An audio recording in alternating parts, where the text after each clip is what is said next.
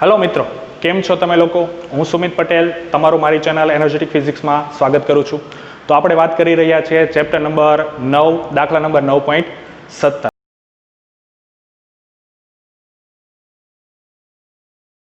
Okay, तो दाखला number 9.17 में आपने एवं कीधुं छे के अहींया एक प्रकाश नळी छे, बराबर, अने आ प्रकाश नळी छे एनी अंदरना माध्यमनो वक्रीभवनांक आपने आपेलो छे 1.68 बराबर, अने एनी बहाરના ભાગમાં એક આવરણ ચડાવેલું છે અને આ આવરણ છે એનો માધ્યમનો વક્રીભવનાંક આપણને આપેલો છે 1.44 બરાબર છે।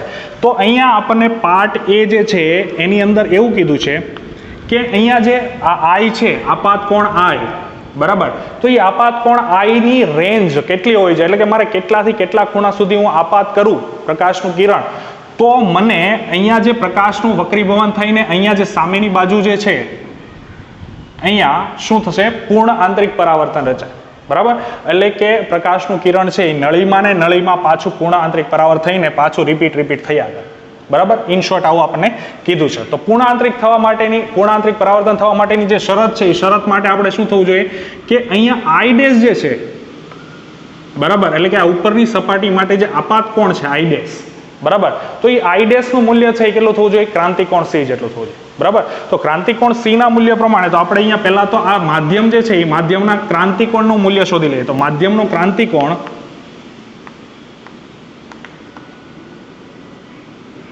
માધ્યમના દ્રવ્યનો ક્રાંતિકોણ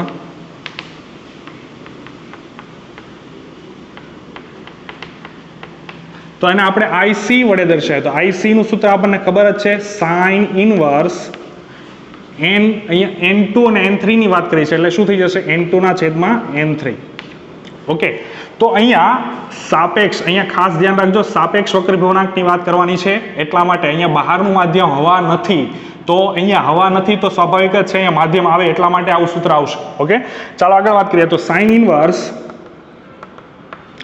n2 એટલે 1.44 છેદમાં n3 એટલે 1.68। તો અહીંયા જે જવાબ મળશે એ જવાબ આપણને સાઇન ઇનવર્સ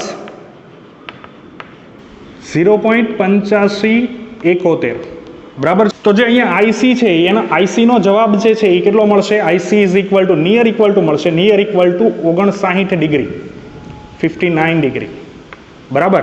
તો અહીંયા આ દ્રવ્ય માટે ક્રાંતિકોણનું મૂલ્ય મળી ગયું, એટલે કે અહીંયા I ડેશ છે એ I ડેશ કેટલું હોવું જોઈએ, તો અહીંયા આપણે લખી દઈએ કે અહીં I ડેશ આપણને IC કરતા મોટો થવો જોઈએ, બરાબર, એટલે કે આ I dash is greater than IC। Okay, તો પૂર્ણ આંતરિક પરાવર્તન થાય।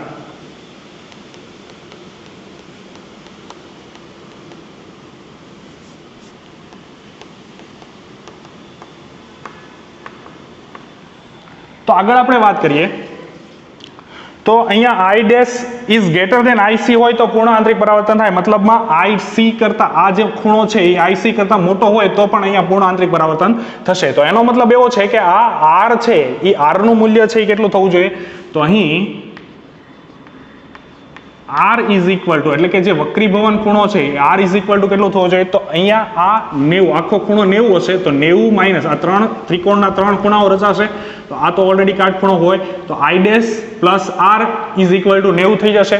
તો R ઇઝ ઇક્વલ ટુ શું થઈ જશે, 90 minus 90 degree minus I dash, અથવા તો IC પણ લખી શકાય। ઓકે, તો R is equal two I dash છે એનું મૂલ્ય IC જેટલું થાય। ઓકે, તો અહીંયા 90 ડિગ્રી માઇનસ I ડેશ નું મૂલ્ય છે આપણી પાસે સમથિંગ IC જેટલું મળે છે, તો IC ઇઝ ઇક્વલ ટુ 59 છે, તો 59 ડિગ્રી, તો R ઇઝ ઇક્વલ ટુ આપણને મળશે 31 ડિગ્રી, બરાબર, એટલે કે અહીંયા જો વક્રીભવન કોણ છે R છે એનું મૂલ્ય 31 ડિગ્રી થાય તો ત્યારે મને શું થશે, આ પૂર્ણ આંતરિક પરાવર્તન આની અંદર થશે। પણ હજી આપણી પાસે વાત તો એની જ રહી કે I કેટલો હોવો જોઈએ, બરાબર। તો અહીંયા I શોધવા માટે અહીંયા વક્રીભવન થાય છે તો સ્વાભાવિક જ છે કોણ આવશે, તો સ્નેલના નિયમ મુજબ આપણે વાત કરવી પડશે। તો અહીં સ્નેલના નિયમ મુજબ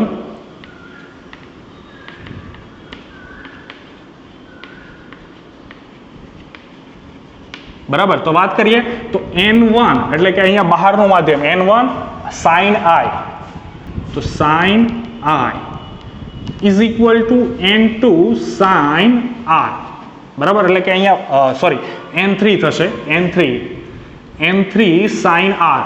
ઓકે, તો n1 sin i is equal two n3 sin r. તો અહીંયા આપણે sin i ને શોધવાનું છે, એટલે કે i ને શોધવાનું. તો sin i is equal two આ n1 ઇઝ ઇક્વલ ટુ 1 છે, એટલે અહીંયા આપણે રકમમાં ન લખીએ તો પણ ચાલે. એટલે n3 ઇઝ ઇક્વલ ટુ કેટલું છે 1.68 અને sin r એટલે કેટલું મળ્યું છે આપણને 31 ડિગ્રી. ઓકે, તો અહીંયા જે જવાબ છે એ જવાબ આપણે શોધવાનો છે, ફાઇન્ડ કરવાનો છે. એટલે કે i is equal two sin i is equal two 1.68 ગુણ્યા sin 31 નું મૂલ્ય મળશે આપણને 0.5150. ઓકે, તો sin i શોધવાનું છે, તો sin પેલી સાઈડ જશે, એટલે sin ઇનવર્સ 0.8652. ઓકે, તો i ઇઝ ઇક્વલ ટુ મને મળશે નિયર ઇક્વલ ટુ 60 ડિગ્રી, બરાબર.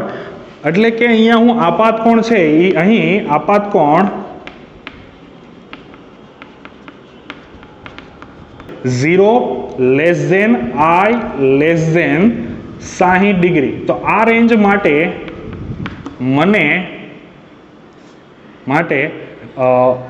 પ્રકાશ નળીમાં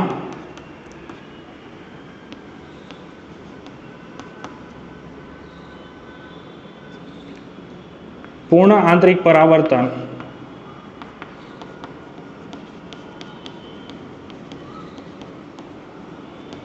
થશે. ઓકે, તો અહીંયા આપણે નેક્સ્ટ દાખલા માટે વાત કરીએ, પાર્ટ બી માટે. તો પાર્ટ બી જે છે એની અંદર સેમ આપણને એવું જ કીધું છે કે ભાઈ આનો આ જવાબ જો હું શું કરું છું કે અહીંયા આ n2 છે ને હટાવીને કોઈ માધ્યમ નથી રાખતો. એનો મતલબ એવો છે કે અહીંયા બહારનું માધ્યમ કયું છે? હવા છે. ઓકે, તો હવા માટે મારે શું કરવું જોઈએ કે જેથી કરીને મને છેલ્લું જે રિઝલ્ટ છે, મતલબ આ જે રેન્જ આપણને મળી છે i માટે, તો એ રેન્જ છે એ કેટલા ડિગ્રીની થવી જોઈએ, બરાબર છે. તો અહીંયા આપણે લખીએ તો અહીં પહેલા તો ક્રાંતિકોણ શોધવો પડશે. તો ક્રાંતિકોણ IC is equal two IC dash લઈએ, કારણ કે અહીંયા આપણે IC લીધેલું છે, તો અહીંયા IC ડેશ લઈ લે. તો IC dash is equal two sine inverse, હવા છે એટલે 1/n3 ડાયરેક્ટ જ લખી શકાય, બરાબર છે. તો સાઇન ઇનવર્સ 1/1.68. ઓકે, તો અહીંયા જે જવાબ આવશે, જવાબ સાઇન ઇનવર્સ 0.5952, બરાબર છે. તો અહીંયા જે IC ડેશ નું મૂલ્ય જે છે એ આપણને મળશે નિયર ઇક્વલ ટુ 36 ડિગ્રી, બરાબર. એટલે આ IC ડેશ નું મૂલ્ય 0.36 ડિગ્રી મળશે. તો હવે આપણે આગળ વધીએ તો અહીં r જે છે એ r નું મૂલ્ય લઈએ. તો અહીં r is equal two 90 degree minus i dash. Okay, તો 90 ડિગ્રી માઇનસ r ડેશ એટલે 36. તો અહીંયા જે જવાબ મળશે, જવાબ આપણને મળશે 54 ડિગ્રી. ઓકે, તો આપણે વાત કરીએ તો અહીં સ્નેલના નિયમ મુજબ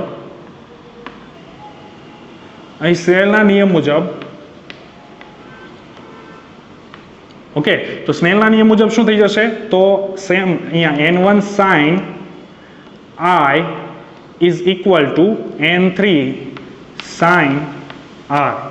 ઓકે, તો n1 આપણને ખબર છે હવા છે એટલે એની કઈ જરૂરિયાત નથી. તો sin i is equal two n3 એટલે 1.68 ગુણ્યા sin r sin 54 degree. Okay, તો sin i is equal to direct જ લખી i is equal two sin inverse 1.3591. Okay, અને આપણને બધાને જ ખબર છે કે અહીં સાઇન નું મહત્તમ મૂલ્ય 1 હોય માટે આપાત કોણ છે એ આપાત કોણ આપણે 0 થી 90 ડિગ્રીના કોઈ પણ ખૂણે આપણે આપાત કરીશું, બરાબર. તો પૂર્ણ આંતરિક પરાવર્તન